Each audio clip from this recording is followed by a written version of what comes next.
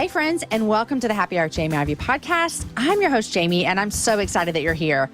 Every week I invite a girlfriend to join me on the show, and we chat about the big things in life, the little things in life, and everything in between. Guys, I hope you're having a great summer. It's almost July, which where has June gone? Tomorrow's actually my anniversary with my man, and so it's a fun day for us. Today's show is super special because my friend Sophie Hudson joins me, and we recap our recent trip to Kenya. We traveled at the beginning of June with Compassion International, and we were able to see up close and personal all that they are doing through local churches to end poverty in the name of Jesus. Aaron and I have sponsored Children Through Compassion for over 10 years, and seeing the work that they're doing with my own eyes was sincerely life-giving. After listening to the show, if you guys think you might want to be a part of what Compassion's doing and sponsor a child, I encourage you to go check out compassion.com/happyhour. Even if you're just wanting more information, it's a great resource to what they've got going on all over the world. So compassion.com/happyhour.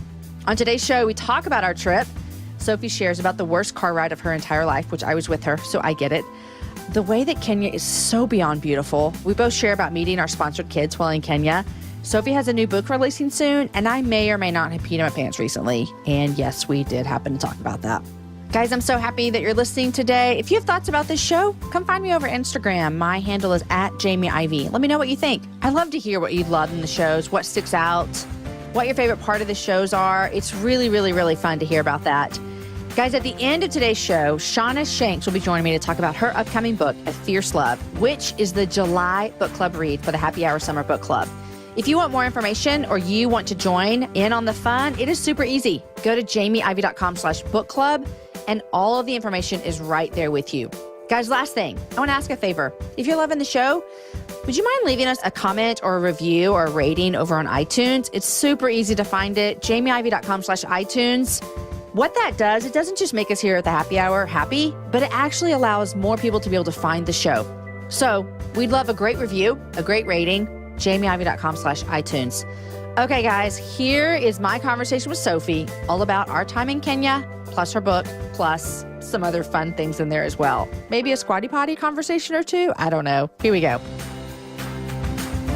Hey, Sophie, welcome back again to the Happy Hour. Hey, Jamie Ivey, what's going on? Well, I'm so glad that you're here, and I just spent a lot of time with you, so I feel like we're just like having a regular phone call, catching up after being together in Kenya for a week. We spent some quality time together in Kenya. I always say whenever you spend time with people in like a non-quote unquote normal for you environment, yes, it kind of brings you together. It does. You see all of each other's vulnerabilities under a spotlight, magnified.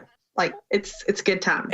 I love it. I love it. Okay, so I want to talk about our trip, but I want to tell everyone, this is your third time on. You were here forever ago, our number 54, and this is episode number 146. So that's a lot of episodes, almost Jamie. 100 episodes ago, you were here. That is a lot of episodes. I just want to point out that Melanie and I have done half that many, and it's been double the time.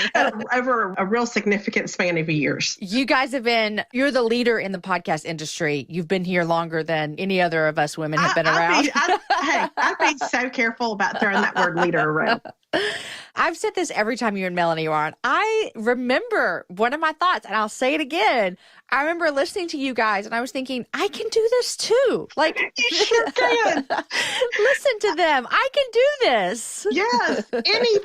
Anybody can do what Melanie and I do, for sure. Oh, my gosh. You do something different. You have a whole different deal going on. Yeah. It's so good. I just bring different people. We get to sit in with you and Melanie's conversation whenever we listen, which I was listening to y'all right before we left to go to Kenya, whatever show that was that aired, and you were talking about packing, and it was like, oh, yeah, I should think about this. You gave me my packing list.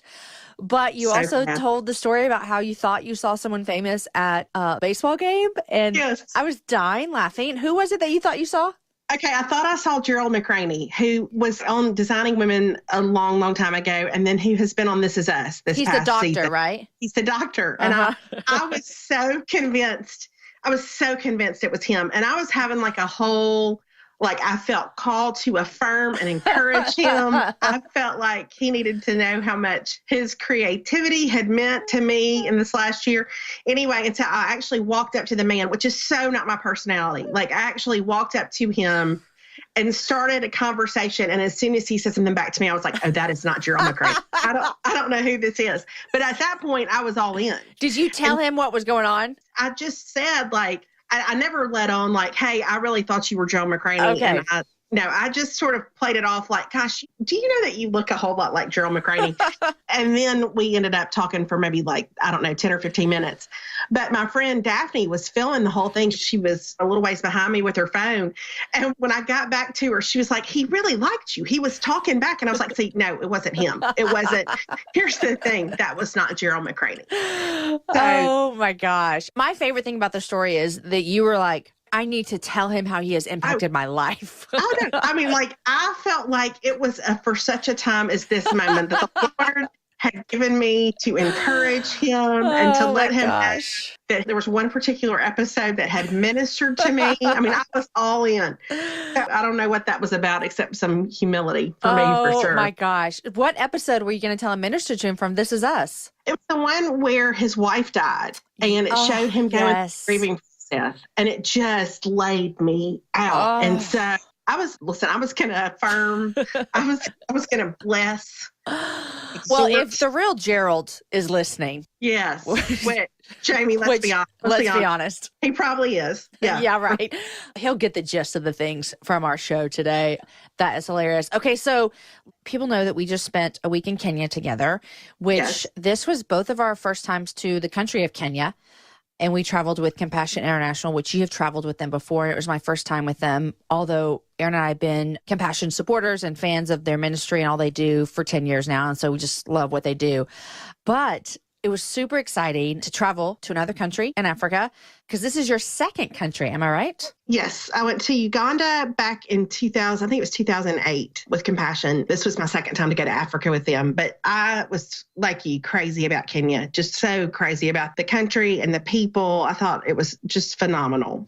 The people were so kind. And when I think about the people, I think about our church experience. I know that was a really great experience for both of us. But that's where I just felt so just welcomed and loved by the Kenyan people there. So what Sophie and I did is we went with Compassion, and they took us to a bunch of their different child development centers. Did I say that right? Right, that they do through the local churches in Kenya. Yes. Right. So Compassion goes in, and Sophie, you correct me if I'm wrong, because you've been speaking on behalf of Compassion for a while, but Compassion goes in and they work within a local church. So a local church will be in a neighborhood, a community, and Compassion will come in and partner with that church.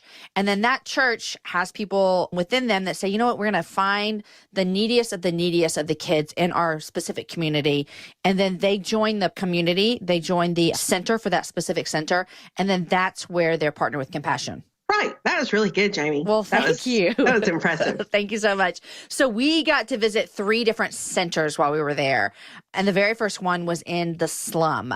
And that was an experience. Am I right? It really was. I have tried a couple of different times to explain to people since I've been home exactly what that was like. And in a way, it was the strangest thing because I think you felt this way too. When you were with the kids, it felt so hopeful, you know, and it was so encouraging. And I felt like I saw that day one of the greatest teachers I have ever seen in front of a group of kids just at work. I mean, really inspiring those kids and motivating those kids. And so when you were in the church, you could have been anywhere. But it was really when we walked out of that church and we walked into the community that you really kind of got an idea of just how profoundly desperate that situation is. It was unlike anything I have ever seen in my life. Yeah, it kind of made me think like the way that, and I'll put some pictures up on the show notes to show you a couple things we're talking about, but the way that the center was, it almost felt as if it was on a hill, because when we walked in the sun, we went down a little bit, and it makes me think of just, scripturally, we talked about like, you cannot hide the light on the city on a hill. And it felt like that almost. It felt like when we were in the center, in the church, that there was light, there was hope, there was love and all these things. And then literally, no lie, we walk out, we go through the doors, we go around the corner, and then we start walking down into the slum, and it just felt different. Oh, it was so different. I still think back on that, and I think about what it must be like to be a kid who's growing up in that environment, and just how do you ever see your way out of it? How do you ever know that getting outside of that is even a possibility? Because it's all you know. It's all you see. Right. And I was even curious. One time we were talking with one of the people, and they said how fast the slum is growing. Like, people are moving in so much. And I just thought to myself, why are people moving in? Like, what's happening? And then they explained it, that jobs are so hard to find and all the things that are happening in the larger city. So it's like a last resort. And so people are having to leave their land or what they have and head to the slum to raise their family. Right, because it's one of the only affordable options. Right. Because inflation's so bad and unemployment's so bad and all those things that if you want to have a consistent, steady place to call home, you kind of have to go with that option in a lot of cases. Yeah. And so you had your son, Alex. I had one of my boys, Deacon. And Alex, is he 14? He's 14. 14. And my Deacon is 11. Well, he would say 11 and a half if he was sitting here. So Hey, you get that half in. It's important. I wonder what age it is that you start caring about the half, because right now I'm like, I just want to stick with 39 for as long as I can. There's no 39 and a half. Yeah, no, no, we will round down for a little while. Exactly. So we both had our kids with us, and we just got thrown in. This was our first day, right? Like just thrown in to see what we could see. And as an adult, we handle it differently. But my son, what I noticed, Sophie, and I'd love to hear about how Alex was with this, when listening to Deacon describe it, when we got home, we went through the pictures with all of our family and everything. It was really sad to him. It really was.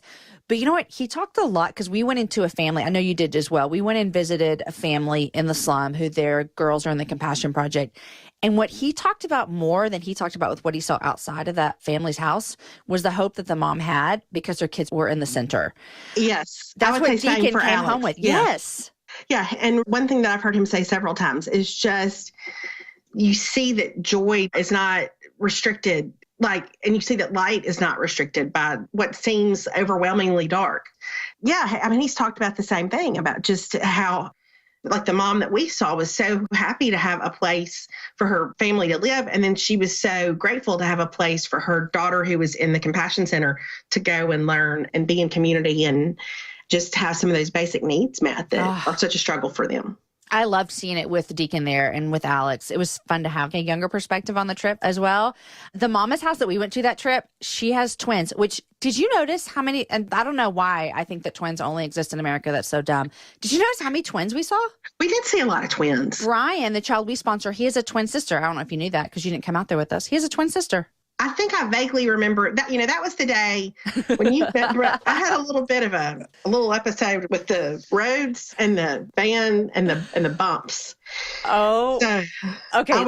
You kind of needed a moment. They told us when we were in the car one time, Carol was with us, and she said, we call this the, I'm going to mess it up, but she said something like a road to heaven. She goes, the bumps will shake the hell out of you.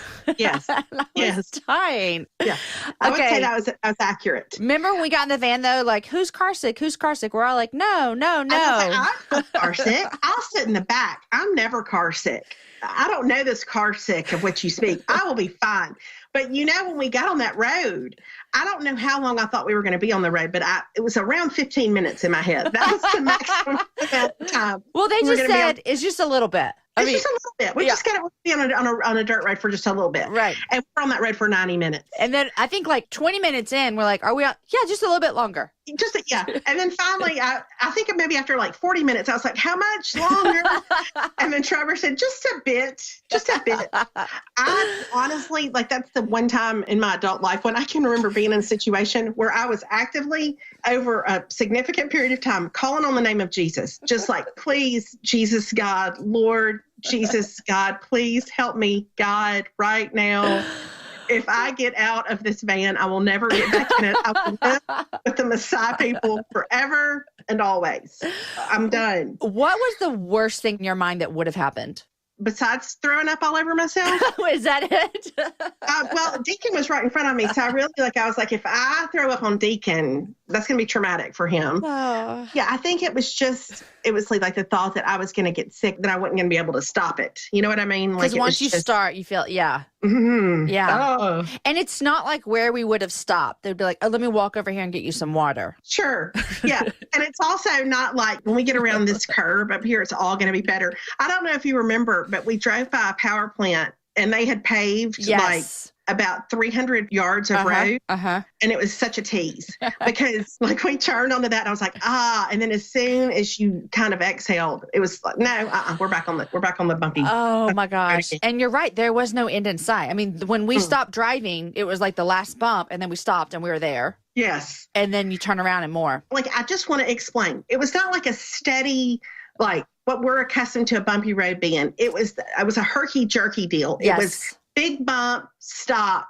veer to the right, big bump. It was very, I don't, there was no consistency of speed. Mm-mm. So it constantly felt like somebody was mashing the gas, letting up, mashing the gas, letting up. So it was a lot of back and forth. Yeah. I mean, we were in a big safari vehicle for that reason. It was like we were off-roading for 90 minutes. It was significant, is what I will tell you. Sorry, I didn't mean to get off on that tangent. No, that was not the important part of the conversation. But let me tell you, it was entertaining. When we were driving, I'm looking straight ahead. And you know how you can feel people behind you and you feel kind of what's happening?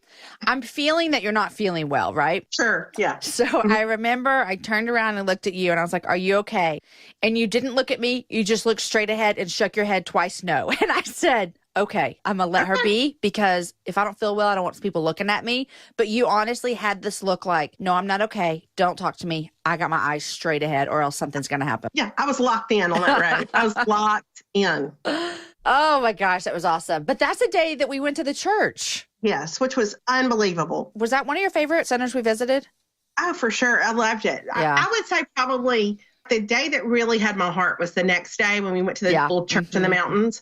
Just because of, I think, the work that they did with the moms and the kids there. And because the woman who runs that compassion center, I felt like we almost had job parallels. Because, I work with teenage girls at a high school here in Birmingham. And I kind of felt like we had parallel lives a little bit.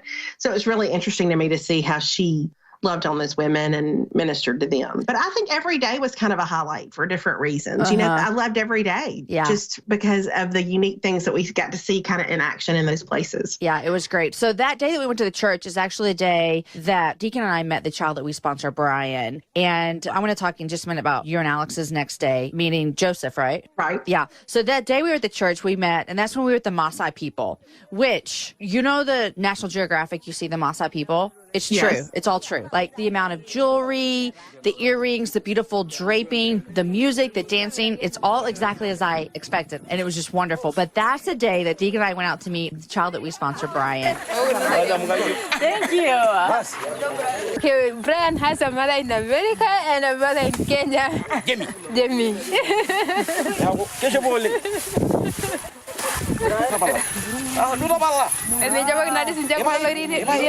Tenkaraki olaituriani emasinkai ino o tenebo lelo kulikae oboitare, kincho iyie enashe pookin Enkai ai. Naa tenkarna Yesu Kristo kitoomonoyu. Amen. Thank you. Let me tell you, Sophie, I felt, this is how I described it, Brian's family was amazing. So before we went on this trip, Bree, she was our troop leader, she sent me a group of kids that needed to be sponsored. And so Deacon and I, we picked one out to sponsor. We also sponsor a girl from Peru and a boy from Haiti. So this was like our third kid. Deacon picked him out. It was so fun. We were so excited to meet Brian. And we saw him at the church that morning, and he was so shy. I mean, painfully shy. He was so shy. I mean, he was scared to death, I'm sure. Here we are, like all in his face. I'm like kissing him. Deacon looks at me. He's like, stop kissing him, Mom. It's too much. And so you just had to love on him. I just wanted to love on him. And I mean, it was an honor to meet him. So we get to his house, and Sophie, let me tell you, the whole family meets us. And Brian's dad, I'm going to put some video up on the webpage because you guys have to see it to believe it. Brian's dad was a character, to whereas I felt as though I had stepped in with I was in a movie scene, is what I felt like. Right. He was so just like over the top, kind and happy and welcoming. I mean, I felt as though I have now found my second home. He welcomed me, and he actually told me, next time you're in Kenya, please stay with us. He's so happy.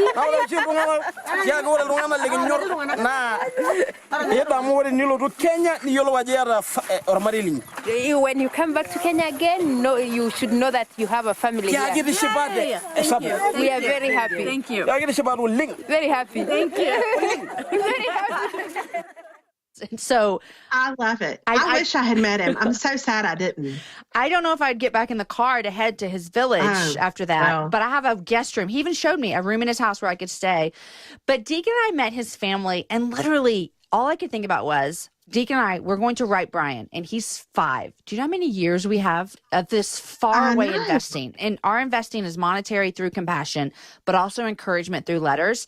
And when I think about that, I literally feel an honor to be a part of something much bigger than myself. You know what I mean? Like, wow. For sure. Well, you think about it. I mean, most of our memories come from, and we all have a few memories from early on, but the bulk of our memories come from the time we start kindergarten or, first grade around 5, 6 years old. And so his whole life, so many of his memories are going to be connected to y'all. You know what I mean? Y'all will walk through every stage of his life with him just from a distance. From a distance. And you know what? I know before I started being involved with Compassion, I used to think that the letter writing was a joke.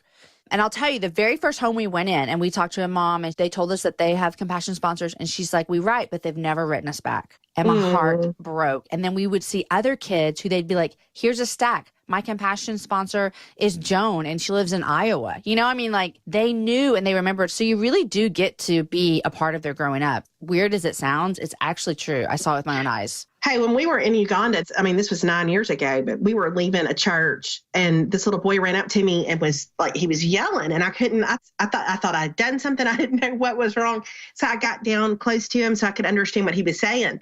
And he was saying, Troy Dobbs, USA is my sponsor.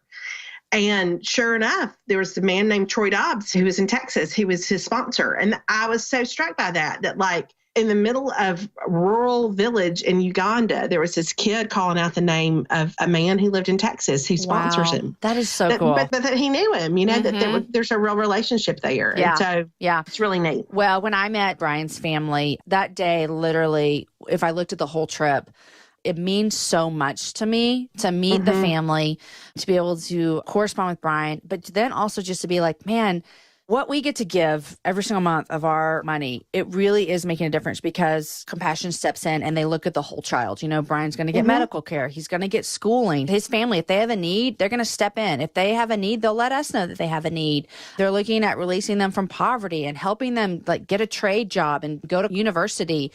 And so I can't wait, for like 15 years later to see what Brian is doing and how it affects his whole family. Yeah, because it will affect his whole family. It really will. They'll all have access to medical care. And I think the biggest thing of all is that constant connection to the local church, which is a game changer. It's a game changer. And you and I both believe the local church is a really big asset in the entire world. And so it was great to see that happen. It was great to see that. Okay, so the next day we had another bumpy road, but not as bumpy. Like not as long. Not 90 minutes. As long. That's exactly right. And I had the good sense to sit on the front row the next day. We went to the little church in the mountains that I loved just for the way that they cared for those moms of little ones and their little ones. I thought was precious. It was precious. And the way that the dads have also jumped in at that church was great. And so our family, we have 3 children that we sponsor through Compassion that we have sponsored. One that we started sponsoring this past Christmas, but then we've had 2 before that. So we didn't sponsor another child before we went to Kenya because we'd just gotten another one back at Christmas time. But we ended up with this family the day that we went to the church in the mountains with this mom named Ruth and her little boy named Joseph, who was 8 months, who will go into the Compassion system when he's a year old. And there was no doubt when we met him that we were going to see how we could work that out so we could sponsor Joseph. Because again, for him to go into Compassion at 1, for us to be able to start that sponsorship at that stage in his life and then know that we could potentially sponsor him for the next 18, 19, 20 years, it was the sweetest thing. And just a precious little nugget. Oh my goodness, he was a nugget. And does he have any siblings? I don't remember, Joseph. He does have a sibling. He has an older sister named Sharon. Okay. And a mom named Ruth. And his dad is a welder, but has to go into town every day to try to find work. So that's always, I think, a little dicey, not knowing if he's going to be able to find that work or not. But we just fell in love with their little family. And so by the time we left, we were like, okay, we'll sponsor one more. Oh, how was that for Alex? Oh, he loved it.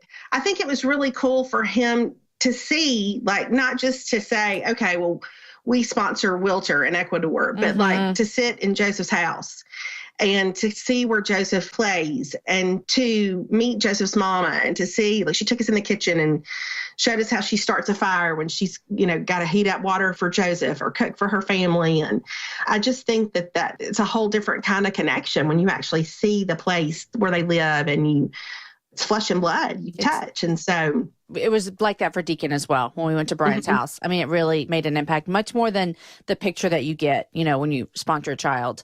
Did Joseph's mom, did she have a garden? She had the most beautiful garden. This is the thing. Were you just blown away? Yes, it was unbelievable. Okay, so that church, that particular church, makes sure that the moms who are part of the Compassion Center there have access to seeds. So they give them spinach seeds and kale seeds and carrot seeds and really train them in how to garden. They go to these houses and make sure these moms know how to care for their families. And so anyways, Ruth has been given all these seeds through Compassion. And so just had the most gorgeous garden that was such a source of pride for her, but obviously such a help to her family. And so that was such a chickens and that gorgeous garden. And you just think about that phrase, little as much, like we think, oh, well, they're giving them seeds. That's great, whatever. But then when you see literally the fruit of that, it's the coolest thing just to see how those moms are so empowered by what they learn and by that community that they have with each other. It was really neat. Yeah, and I have heard the saying, you'll change your community through changing the women there. And so that was so evident. I think I like what you just said, how the moms felt empowered. And that's something that comes with lack of resources and poverty. You have no power. You have no ability to do anything or to change. And so I love that Compassion is coming in that particular center that we saw, and like really empowering these women to care for their families, because that changes generations, For sure. They were telling us about the table loans and about how now the moms are investing in each other. And so they may make, like Ruth, Joseph's mama, might make some money by selling some of the vegetables that she grows, but that those moms are sharing what they earn with each other to invest in each other's businesses. So they're being trained. Some are taking beauty classes. Some are doing different craft things to make money. There's computer training, all that kind of stuff, but that they're investing in each other. I love. The house I went to, I asked her, I said, have you done any table loans? And she looked at me like I was crazy. She's like, yeah, of course. Hello. It's what we do. I love that as well. Okay. I'm excited about you guys sponsoring Joseph. Yay. And don't you have an Uncle Joseph, you said? I had my Uncle Joe passed away several years ago, but his namesake is Alex's first cousin, Joseph. Aww. We have some Josephs in our family. And so super excited about it. Love it. Just for him to be an official Compassion child at 1, and that we're just going to be with him every step of the way. I love how they changed that as well. I think that was so brilliant on their part. So that the kids can come in at 1. Yes. I agree. Because so much like developmentally on all aspects, physical and mental, all those things happen early in the childhood. And so great stuff happening there. Okay, Sophie, we also were super, super it was a great opportunity. We got to go on a safari. We got to go on a safari. I'm going to tell you what.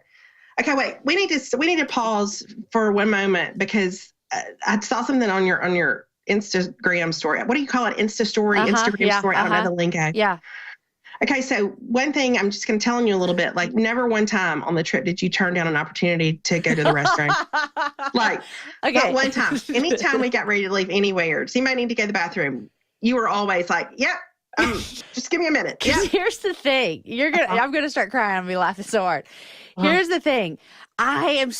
This is evident as to what happened yesterday in my life. I am so worried that it's going to hit me out of nowhere and I'm going to have to go to the bathroom and I'm just going to I'm going to have to go. And so, so I saw your Instagram story and I was like, well, see, that was really wise. See, you're thankful. Yeah, because apparently that is a real thing that happens where maybe yesterday you should have taken advantage of an earlier opportunity. I'm telling you, when we leave the house and we've been gone for 20 minutes and my daughter says, I have to go to the bathroom, it literally makes me mad. I'm like, we were just home. And then yesterday I went on a run. That was my first problem.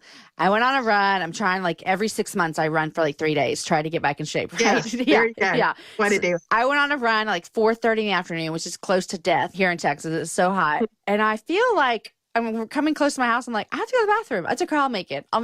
And then a little bit comes out. And then literally I get on my driveway and Sophie, I can't stop. I peed all over myself. Literally. Ain't no stopping it. No stopping it. And then, did you hear what I said about the horse? Yes. Aaron didn't get it. But if you're riding a horse and you turn to go towards the barn, they just go. They can't stop, right? That's how I felt my body was. It's we're almost home. We cannot stop. It's coming out. It took me a minute because you were like, I have to show you what happened. And I'm like, oh gosh, Jamie got really hot when she was running. Jamie's showing us her crotch sweat. Yeah, I did not. I was like, okay, it was really warm. And then when you said it, I was like, oh, No, she did not go to the bathroom. Oh my gosh. She did not take your advice. And listen, you're a champ because not only did I ask to go to the bathroom every time there was one, I had multiple pit stops in just a hole in the ground. And you held that in. I'm going to tell you, I may regret it. Like I was not sure it was such a wise course of action all the time, but there were just a few times when I was really humbled. And I hit a limit. Like I hit a limit. I was mainlining water the day that we left because I was scared I had done some sort of irreparable damage to myself. Oh my gosh. Those toilets in the ground. I mean, but you know what the funny thing is? That's a huge thing for them. That is a huge thing for the center to have that toilet because otherwise it's nothing. Oh yeah, absolutely. I mean, it's such a gift. Yeah. It was just, it's not our norm. It's not our norm. And so, yeah, I mean, people here have squatty potties. And so do you know what a squatty potty is? Wait, is that like what we were in that village? No, like where you squat down? I had one of these because a guest told me about it on a show. So I immediately bought it on Amazon. Okay, I'm going to do this the best way I can. It's a thing that you put next to your toilet so that when you go to the restroom, and we're talking like number 2, this is so awful. You kind of put your legs up on it and it's supposed to help it come out more naturally. Okay. So it's like you're squatting, but you're sitting on the toilet. Okay. So I bought it and then put it in our bathroom. I mean, you just put it up against the toilet. And like after a month, Aaron was like, this is the dumbest thing ever. I'm throwing this away. So we don't have one anymore, but we used to. But I have some friends who have them in every toilet. You need to look this up when we get done, Sophie. Squatty potty. Okay. All right. Okay.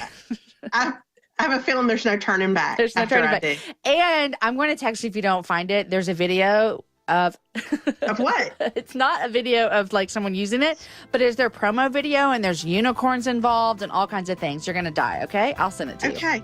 I can't wait. It's just super fun. Oh my gosh.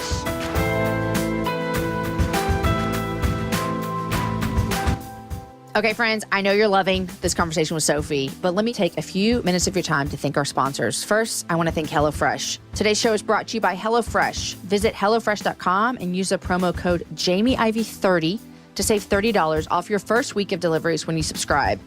HelloFresh is the meal kit delivery service that makes cooking more fun so that you can focus on the whole experience and not just the final plate. Every week, HelloFresh creates new delicious recipes with step-by-step instructions designed to take around 30 minutes for everyone from novices to seasoned home cooks who are just short on time. Guys, they've got fresh ingredients. Here's one of my favorite parts. They are measured to the exact quantities that you need.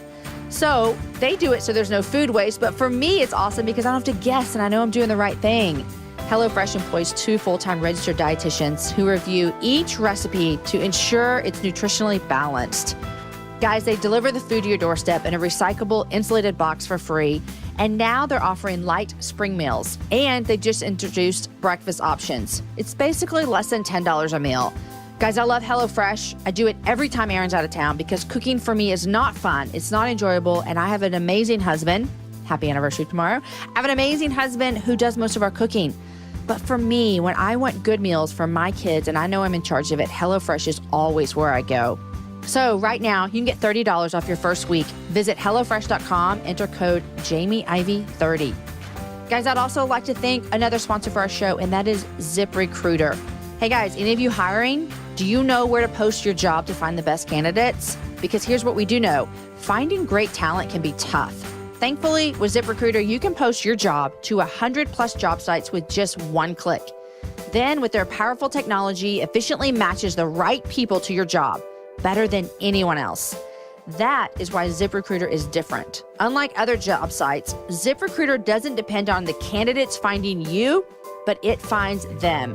In fact, over 80% of jobs posted on ZipRecruiter get a qualified candidate in just 24 hours. Here's the best: no juggling emails or calls to your office. Simply screen, rate, and manage candidates all in one place with ZipRecruiter's easy-to-use dashboard. Find out today why ZipRecruiter has been used by businesses of all sizes to find the most qualified job candidates with immediate results. And right now, my listeners can post jobs on ZipRecruiter for free. That's right, for free. Just go to ZipRecruiter.com/HH. That's ZipRecruiter.com/HH. One more time. Try for free. ZipRecruiter.com/HH. All right, guys, here is the rest of my conversation with Sophie Hudson. How did we end up on squatty potties? We're talking about safari. I don't know. We went on a safari. We did for just a night. And it was unbelievable. I told Aaron it might be in one of my top 3 most beautiful places I've seen. Hands down, it was top 5 for me. Okay. I mean, and I don't even really know what the other 4 are. Yeah. I just know it was so beautiful. Mm-hmm. Yeah. So beautiful. That land, just the setting, it was crazy. It was crazy. How beautiful it was. Yeah. I remember, here's the deal. We've been to zoos, right? It's not the first time we've ever seen a giraffe, Right. which I was worried that the beauty of it would be lost on Deacon because every animal we saw, literally, we've seen them at the zoo, right? Sure. But it wasn't lost on him, thank goodness. But for me, the biggest thing was as we're driving around, of course, I was very fearful the first day because I thought when we were driving that the lions would see us and think we were dinner. Like they would run towards us and then the guy would, I pictured them galloping towards the safari van and our driver trying to outrun them and then shooting them with a rifle. That's what I pictured a safari was like. And it wasn't. But to me, one of the most beautiful things was it felt very peaceful. And all of the animals were just walking around, doing their thing. They didn't care. We did not bother them. And there are rules and stuff, but they were just doing their thing in their own environment. And it just felt for a split second, it felt like this is like how things are supposed to be. Like, does that make sense? Or, you know what I mean? Because you were there. Yeah. And I think too, just as our guides, we had the best guides. We're so informative about all the things that I did not pay attention to in high school and college. Right. And really where I felt like I learned so much, but you just see too, the great intention that God had when he designed every single thing and how all those things work together so beautifully in that environment, just something else. I mean, it was so peaceful. Yeah. And I think too, after, we'd had an emotional few days beforehand. I think there's a lot of stuff you're kind of thinking through and trying to make sense of. And so it was really neat to have that time just for us to be able to, sometimes we rode along because we went on 3 big rides. Mm-hmm. Sometimes we were laughing our heads off when we would ride and sometimes we'd be really quiet for a long time. But I thought both the boys stayed consistently so dialed into it. It was interesting. Yeah. It was great. Yeah. I thought the same thing too about how God created all of these things and they just kind of work together. Remember when we did actually get to see a very fresh kill of these lioness and their cubs eating a zebra. And at first I was like, oh my gosh, it's so gross, that poor zebra, da-da-da. But as our guide explained to us everything, it was so natural the way he worked. And he described all the different animals that would come. And then the next day we drove past and there was nothing left at that zebra. It was completely done. Nothing. Yeah. Not a bone, nothing. And he explained everybody that would have come in and just how God created just that to sustain and keep going. And they all have their part and they all do their job. It was really cool. And also how the daddy lion, and I think that's probably the official scientific way to describe that daddy lion. Mm-hmm. Remember, was it kind of across the road, a little farther away, and how they said that the mom very deliberately would not summon the daddy to come where the zebra was because then the daddy would dominate and the children wouldn't get the food that they needed. And so daddy was off napping, mama had the babies, and I don't know. It was interesting. It was really cool. Really cool. That was super fun to get to do that at Unwind. And Deacon and I had some great conversations just about what we saw with compassion and everything. So it was a fun trip to Kenya. It was a fun trip to Kenya. It was, I don't know. I told you this on a couple of different occasions, but this last year has been something else just on a lot of levels. And I think it was just for me, that time in Kenya was such a reminder that the local church is alive and well and taking care of her people. And that God is really at work in the local church in a lot of ways that we're not going to see or hear about on the news, but in ways that are changing the lives of families, like you said, in ways that will ripple for generations. And that was enormously encouraging to me. I felt the same way. It was a really big honor to step into their congregations, into their centers, and to see the way that they are helping each other. Because remember the one where we went with the moms and the babies, we heard from the pastor there, and not necessarily all those women attended his church when they went out and brought them in. So it wasn't just like they're looking within their church body saying, who can we help? They're looking within the community. In the community to see they can help. And that Pastor Paul was so passionate about caring for women and children which is my heartbeat too. And so it was so neat to see his conviction, you know, about how much that matters. Yeah. Just breaking those bondage that he talked about, remember, from generation to generation was really, really great. I loved it. Sophie, have you recovered from the monkeys and the cashews? Okay. It was pistachios, Jamie. Pistachios, sorry. Pistachio. Cajun flavored. Okay. Cajun flavored pistachios. Okay. So we had been out. This was when we went to the place where the national park is, where we did the safari rides. And we were at dinner the only night we were there. And somebody came up to the table and said, in this very, very refined Kenyan accent, and said, "Who was in 27?" which was our room. And I was just kind of like, me. And it was apparently not the best news. It was not the best news. He said, I'm very sorry the monkeys have gotten in your room. And I thought it was a joke. I think we all did, honestly. I really thought that our friend Sean was playing a joke on me, because I was so scared of the monkeys when we went to Uganda. When we went on a night safari in Uganda too. And I was very scared of the monkeys. And so I was just like, I'm sorry. And he's like, do you have any medication that the monkeys might have taken? So I'm trying to put it all together. And the place where we were staying, their rooms were kind of like tents. They were, they were structured, but you had zip up windows and all this kind of stuff. And it turns out, apparently, I had mistakenly, foolishly taken a bag of pistachio nuts with me to the place where we did the night of safari. And apparently, Jamie, the pistachios are very appealing to monkeys. How did they get in? Well, you remember I said, how did they get in? He said, oh, the monkeys are very clever. But apparently, he said whoever had zipped up one of the windows of the tent didn't lock it down like they should have. And so I don't know if the monkeys just sniffed out the pistachios.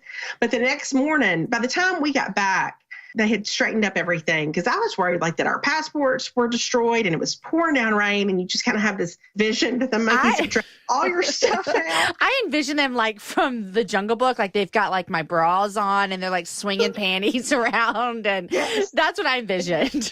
And so it all looked so normal when we got back to the tent. Well, the next morning we ran into one of the men who, I think he had taken our luggage down that day. But anyway, he said, clothes were strewn everywhere. Like, they just got in there and they were just digging through. Oh my gosh.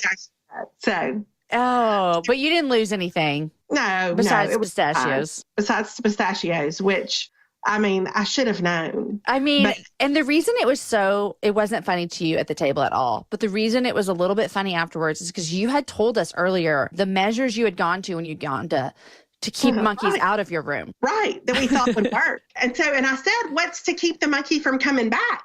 Right. He won't come in if there are people in that room. Okay. But yeah, that was something else. Oh my gosh. I was really just worried about our passports. Yeah. Yeah. You didn't want to. Down rain. Mm-hmm. Yeah. So just a tip for your listeners. Should you ever find yourself, maybe in Kenya, a jungle, a jungle type area where there are some monkeys, maybe just leave all your various tree nuts at home. Yes.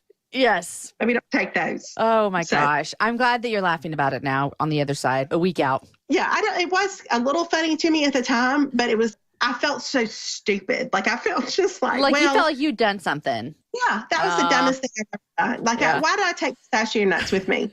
And why didn't I think of the monkeys? Hey, we had nuts in our room. So it was just like they got to yours first. Yeah, we did. It was because mine were Cajun flavored. Yes, mine were just normal cashews, so they passed it by.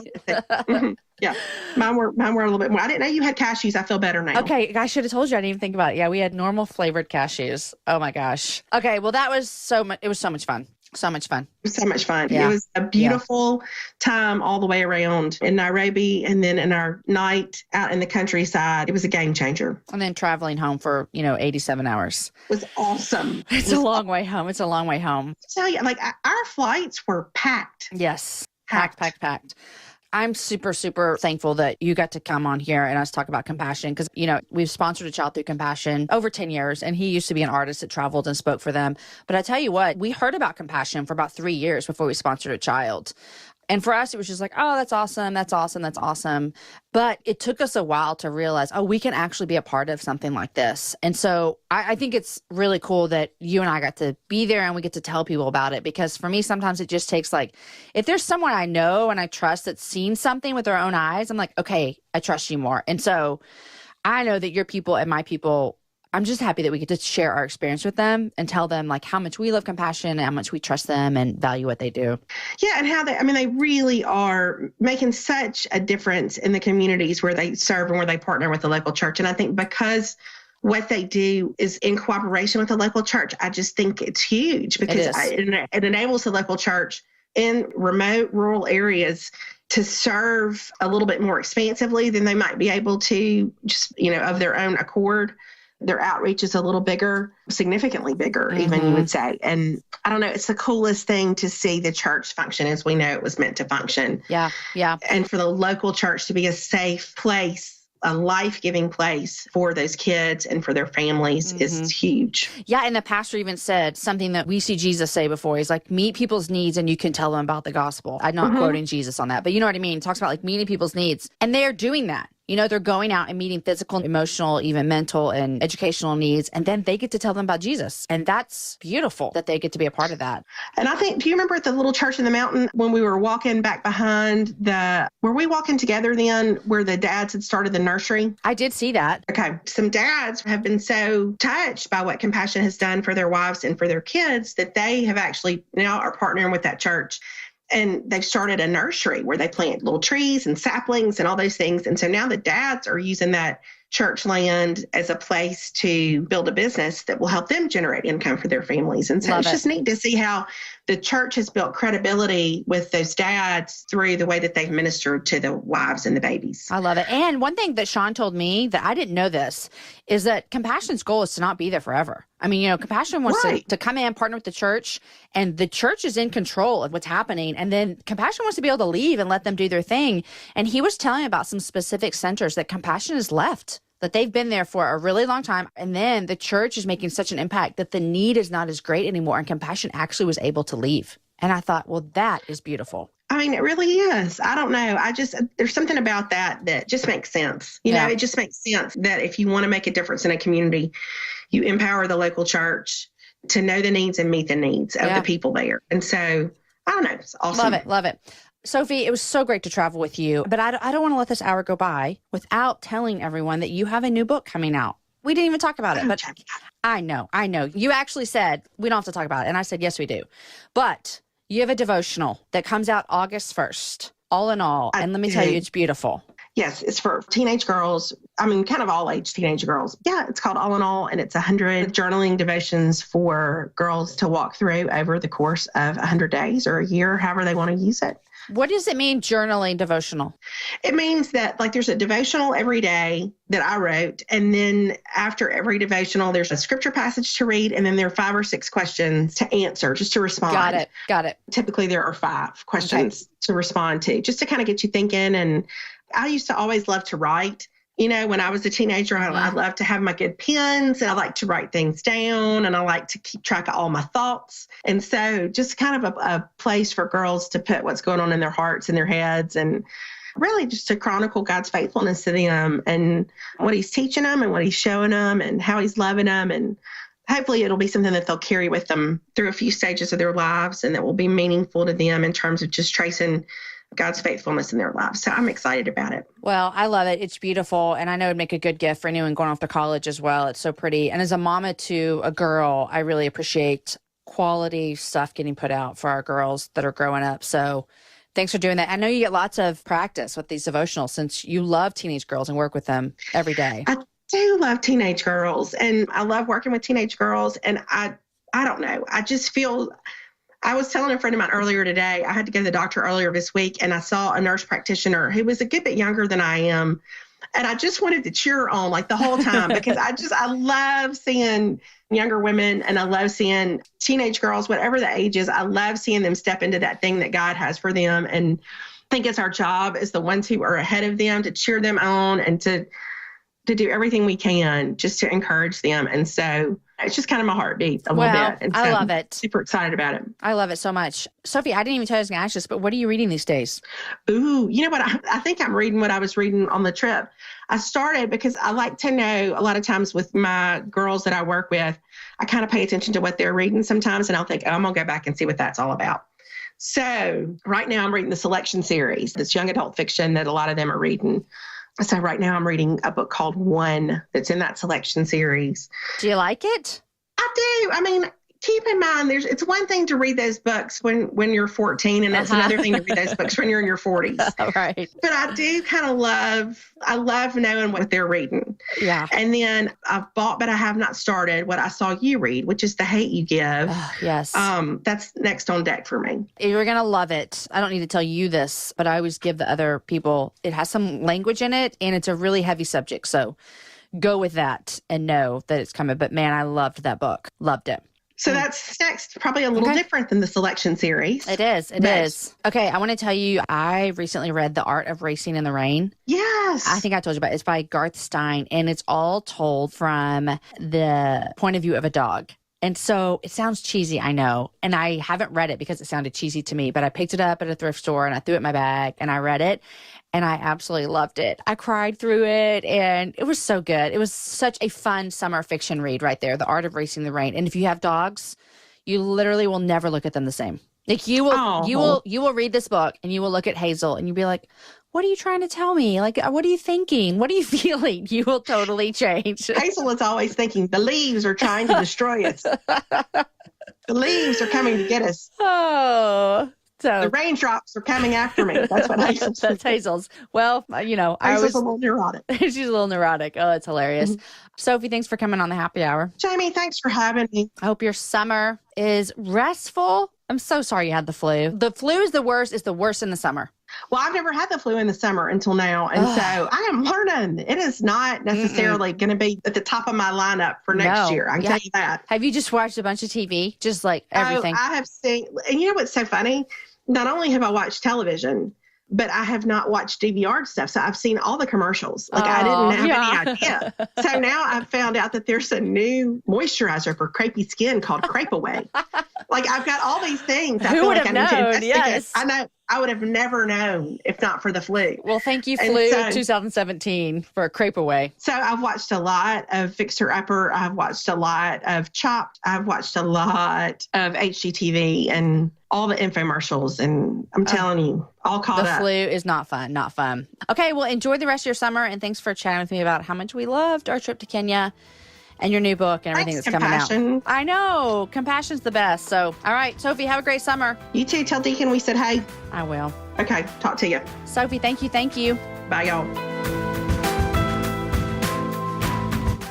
Guys, I loved chatting with Sophie. I want to thank our last sponsor of today, and that is Get V. What if you had someone to tell you how to work out all the time? My answer is yes, please. V, an AI personal trainer in earphones, has your workout motivation covered.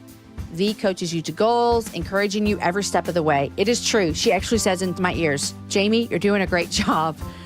Find V at getv.com/happy. That's GETVI.com/happy. Guys, I love chatting with Sophie. Literally, I love her. And let me tell you, you all know already that Sophie is hilarious, but I want you to know that she is downright passionate about the local church, about women knowing their worth, and about Jesus changing lives. It was a true honor to travel with her and her son Alex, and to have her back to chat about our trip. If you want to listen to the first time that she was on, go back in the archives and find episode number 54, and she was on Happy Half Hour number 8. Guys, if you are feeling moved by what Sophie and I talked about with what Compassion is doing, I would encourage you to go check out compassion.com/happy hour. Right there, you can sponsor a child. And I'm telling you, it's $38 a month. And I promise you, you can mark my word, you will never miss that $38 a month. Compassion.com/happy hour. All right, as promised, here is my short 10-minute conversation with Shauna about the book club choice for this month, A Fierce Love. Okay, guys, thanks so much for listening to Sophie and I chat. And right now, I have a special little guest, and that is Shauna Shanks. And Shauna is the author of our July book club. Hi, Shauna. Hi, how are you? I'm great. Okay, so We're doing the book club right now. It's June. We're in the middle of The Turquoise Table by Kristen Schell. And in fact, we just had our June book club just a few nights ago. And so now we're getting into July and we're going to read your book, A Fierce Love. I'm so excited. Yeah, I'm excited too. I'm super excited to be part of the book club. I can't believe it's like mid-June already. What the heck? I know. Life happens fast. And so we got to get all the books in we can. Okay, so I get all kinds of press releases for books. And something came in about your book. And I've never met you before. I've never seen anything you've done. But your cover caught my eye. Let me tell you, I love your book cover. They did such a great job on that cover. And what I love about it is I feel like it's consistent with the book, because infidelity is kind of where I started writing the book. And that could be like a super heavy subject, but they took it and made it look beautiful. And yeah, I'm just thrilled with it. It's really pretty. It's so beautiful. So it caught my eye. And then we were playing the book club. I mean, there were a lot of things that went into the book club planning, but one of them was I wanted books that were new releases. And so yours just like, it fit perfect for July. And so I'm super excited to be reading your book. And this is your first book. Am I right? Yeah, you're right. And it seems like I have not read one page of it because I'm going to read it with all the listeners in July. But it seems like this might have been a hard book to write. Give us a little elevator pitch about A Fierce Love. Well, my elevator pitch, which is funny because I actually had to do one because I went to a writer's conference and I interviewed with Zondervan. So yeah, I actually had to give one at one point. But so when my husband told me in 2013 that he wanted a divorce, I found out a few weeks later that he was having an affair. And normally, I would have just thought, okay, if that ever happened in my marriage, that we would get a divorce and that would kind of be it. But the Lord really kind of intervened in that situation and cornered me into 1 Corinthians 13, which is funny because I actually kind of argued with him at the time with God. And I said, I don't want to go to 1 Corinthians 13. That's the love chapter. Everyone knows that. It's, love is patient, love is kind, and all of those things. I already know how to do that. But in the context of finding out that my husband was having an affair and God taking me back to 1 Corinthians 13 and actually doing those things step by step, it's actually a lot harder than I ever could have imagined that it would be hard to love my husband in that context. Jeez. I mean, yes, it's hard to love someone in that context when they haven't presented you with this horrible news, right? Yeah. Oh my gosh. Well, I cannot wait. Would you describe this book as kind of memoirish, kind of like a storytelling event? It is a memoir, and actually it wasn't hard writing it. I know that you mentioned that. The reason it wasn't hard is because when God tells you that you need to be patient and kind and long-suffering and enduring, and all those things in 1 Corinthians 13, that restricted what I was allowed to say to my husband, because what I wanted to come out of my mouth wasn't any of those things. Right. We all know what you wanted to say. Right. So I kind of took to journaling to get a lot of that out. And I think it ended up saving, my husband from being badgered by me and wanting to ask him a million questions that he wasn't ready to answer. And, we wouldn't have been able to have the capacity to process through. So I started journaling everything. So it was very therapeutic for me. And it was also, if God asks you to do something, especially something hard like this, he is also going to empower you to do it. And I just felt like he gave me so much encouragement in that season. That's the kind of stuff that I was writing down. If God would whisper something to me in the quiet, I would know, like, I'm going to need this tomorrow when I face my husband. So I wrote that down. So instead of actually being a hard book to write, it was actually a really sweet season that I look back to fondly because the Bible says that the Lord is near to the brokenhearted, and he was sure near me in that season. And, my husband and I emerged from this season just completely changed. Okay. So if someone's listening and they're like, I want to be in the book club, but I've never been faced with the realities that Shauna's been faced with. Is this book for everybody? I mean, I think it is, because regardless if you've ever faced infidelity in your marriage, or even if you're, not married, what I talk about in the book a lot is how Christians have to deal with hard things. You're going to deal with hard things.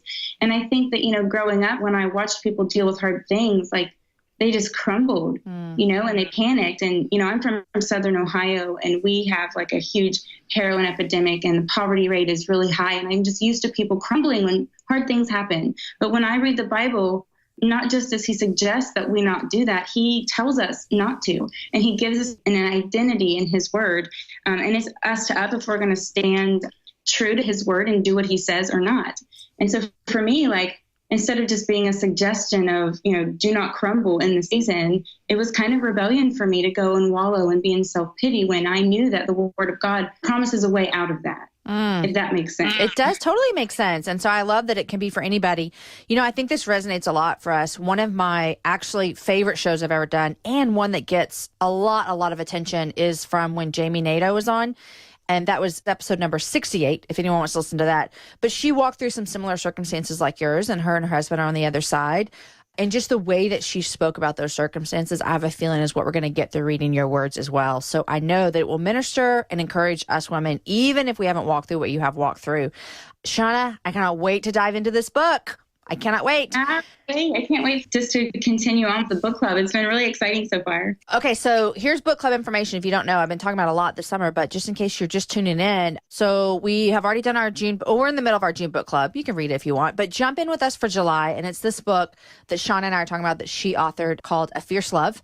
The book actually comes out next Tuesday, but you can get it anywhere books are sold. I have it on my webpage, jamieivey.com. Go ahead and pre-order it now, because here's why pre-orders are awesome. Because you think, oh, I'm going to forget, or I'll get it later. But pre-order it now. It shows up in your mailbox when it's ready. You can get that at jamieivey.com. A Fierce Love by Shauna Shanks is our July book club reading, and we will start that on July 1st. Thanks, Shauna. Thank you. Guys, today's show was edited by Chris with Podshaper, and the music is from Jason Poe. Next week, my guest is Kristen Schell, author of the June book club, The Turquoise Table. And then let me just tell you to hold on to July, because we have amazing shows coming up for you there as well. Lisa, Virginia, Christy, Angela, all of those guys are here in July. And did that just sound like an LL Cool J song to anyone else but me? Guys, enjoy your week. Share the show with a girlfriend and have a happy hour with a friend.